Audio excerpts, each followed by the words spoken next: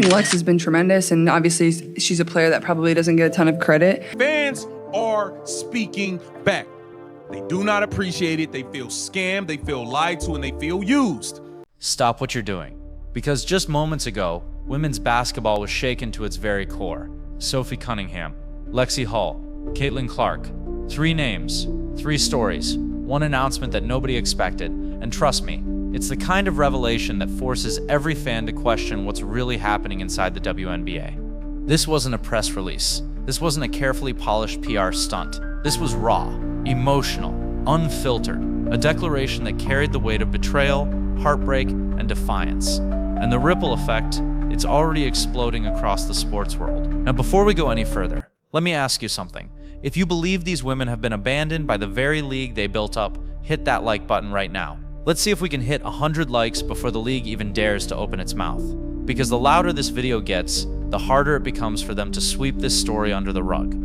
It's not just 3 separate injuries. It's a pattern, a thread that connects missed games, silent statements, and growing frustration. Fans, commentators, even medical experts are pointing to alarming trends in WNBA injury transparency. How injuries are reported, how frequently they occur, and how surfaces get swept under the rug. Study after study shows knee injuries, especially ACL tears, are among the most serious, taking players out for months, sometimes affecting careers permanently. Many injuries are underreported, recovery timelines are vague, status updates are minimal, fans are left guessing. So when Caitlin, Sophie, and Lexie finally spoke, it wasn't just frustration, it was rage born out of repeated silence. Let's rewind to the plays that made people stop breathing. Sophie Cunningham, setting a simple screen, but then struck in the head by an elbow with no foul called. Fans saw it live. Replays showed it clearly. Critics exploded.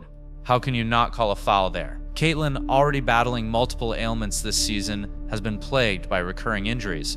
As reported, she missed several games. Groin, quad, then re-injured or aggravated them because perhaps the rest or rehab was rushed. Moments like those don't just hurt bodies. They shake belief. They make players, fans, everyone start asking, when will it stop? The damage is more than physical. This isn't only about the pain, it's about trust, respect, mental load. Athletes need to believe the league has their backs, that medical protocols are strong, that when they're hurt, they'll be protected, supported. Not just sent back out or left to figure it out. Fans buy tickets, watch games, support stars. When those stars are treated like afterthoughts, the investment is broken, and there's a mounting issue, the inequality of treatment. Big name or marketable players might get faster, better medical responses. Underdogs, tougher players who play dirty and want it hard, they might be the ones who get ignored, pressured to play through it. Lexie Hull's case, brutal eye contact, little official response, shows that disparity. You know this is serious when protests turn into movements. Earlier this season, during the WNBA All-Star Weekend, players wore warm-up shirts saying, "Pay us what you owe us." Not about vanity, about fairness. Pay, benefits, respect. Fans cheered, media covered it. But how much has actually changed since? Players and fans have begun questioning officiating more loudly. When Sophie gets elbowed, when she doesn't get a foul, fans erupt. When Caitlin is frustrated over uncalled plays, they see it not just as bad luck or bad whistle, but systemic. The sun. These aren't isolated moments, they're repeated signals. And the signals turned into the bombshell statement from these 3 players. The bombshell that broke the dam. What they declared, that the league has grown too comfortable with silence, ignoring pain, skirting responsibility, hiding behind vague injury reports without meaning. That players feel undervalued, not just on pay or sponsorships, but in how their suffering is handled. That unless protocols change, from reporting to medical evaluation, from officiating to player welfare and practice and recovery, they will no longer accept being sidelined without accountability. They didn't just ask, they demanded, because to them, it's no longer acceptable to be treated like disposable pieces in the league's machinery. What this means for the WNBA. This bombshell might be the biggest risk the league has ever faced. Here's why. Public trust is fragile. The WNBA has grown in reach, especially with Caitlin Clark's entry attracting new viewers. Recent data shows viewership skyrocketing, millions tuning in because of the star power. But when stars are seen as unprotected, the viewers reconsider. Sponsor and financial pressure. Sponsors want stars want safe environments.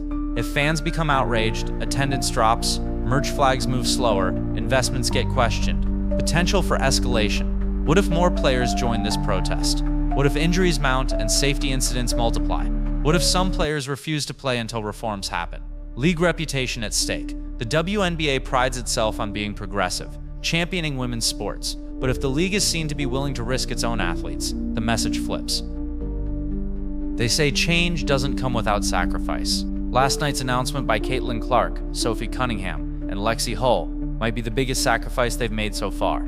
Risking backlash, risking criticism, risking being labeled troublemakers instead of truth tellers. But something tells me that this moment, this bombshell, will be remembered. Not for the injuries themselves, but for the bravery of speaking out, for insisting that athletes deserve more than silence. The question now isn't what's happening next. It's how quickly the world and the league will have to respond. Because after this, there's no going back. New player is Lexie Hull. Lexie Hull got it a lot worse than Gabby Williams, by the way. This league, our health, our passion, like, our that futures, is a and in return we've been met with hard silence hit. when we needed support Sophie the most. Cunningham was Caitlin's targeted. fall, Sophie's knee, Lexie's eye. These aren't isolated accidents. They're evidence of a system that refuses to protect its players. Today, we are standing together to say enough. No more empty statements. No more brushed off injuries. No more pretending. We demand stronger medical protocols, real transparency, and respect for every athlete in this league. We will not be ignored. We will not be silent. And until change happens, we will not stop fighting.